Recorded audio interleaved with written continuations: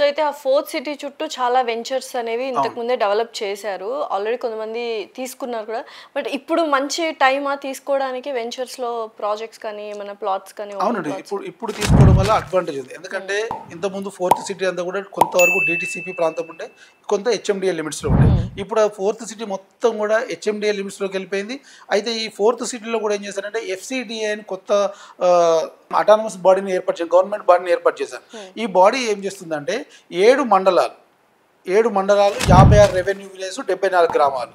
56 విలేజ్కి ఏవైతే అనుబంధంగా చిన్న చిన్న గ్రామాలు ఉన్నాయో అవన్నీ కలిపి 74 అవుతున్నాయి. ఈ 56 రెవెన్యూ విలేజెస్ 7 మండలాలు, యాచారం కానీ, ఇబ్రహీంపట్నం కానీ, కందుకూరు కానీ, మహేశ్వరము, కడతాలు, ఆమన్గల్, ఈ 7 మండలాలలో కలిపి ఉన్నటువంటి 56 విలేజ్ కలిపి ఎఫ్సిడిఏ అని పెట్టారు, ఫ్యూచర్ సిటీ డెవలప్మెంట్ అథారిటీ.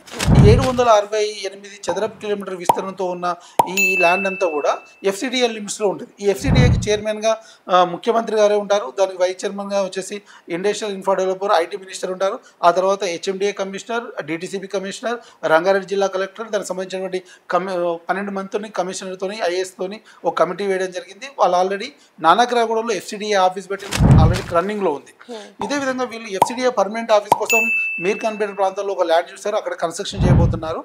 ఈ ఎఫ్సిడిఏలో వచ్చేటువంటి డెవలప్మెంట్ కానీ, ఎఫ్సిడిఏ పరిధిలో ఉన్నటువంటి ఇన్ఫ్రాస్ట్రక్చర్ కానీ, అప్రూవల్స్ కానీ అన్ని కూడా ఎఫ్సిడిఏనే చూసుకుంటుంది. ఎందుకు ఎఫ్సిడిఏను డివైడ్ చేశారంటే హెచ్ఎండిఏ విస్తీర్ణం పెరగడం వల్ల హెచ్ఎండిఏకి లోడ్ ఎక్కువ అవుతుంది, బడ్డెన్ ఎక్కువ అవుతుంది. సో అప్రూవల్ కానీ దాని ఫోకస్ కానీ మిస్ అవుతుందని ఉద్దేశంతో ఎఫ్సిడిఏ సపరేట్ నామ్ పెట్టేసి, సపరేట్ బాడీ పెట్టేసి దాని ద్వారా డెవలప్ చేస్తున్నారు. సో ఎఫ్సిడిఏలో వచ్చే డెవలప్మెంట్ కూడా అంత స్పీడ్గా జరిగే అవకాశం ఉంది ఇక్కడ.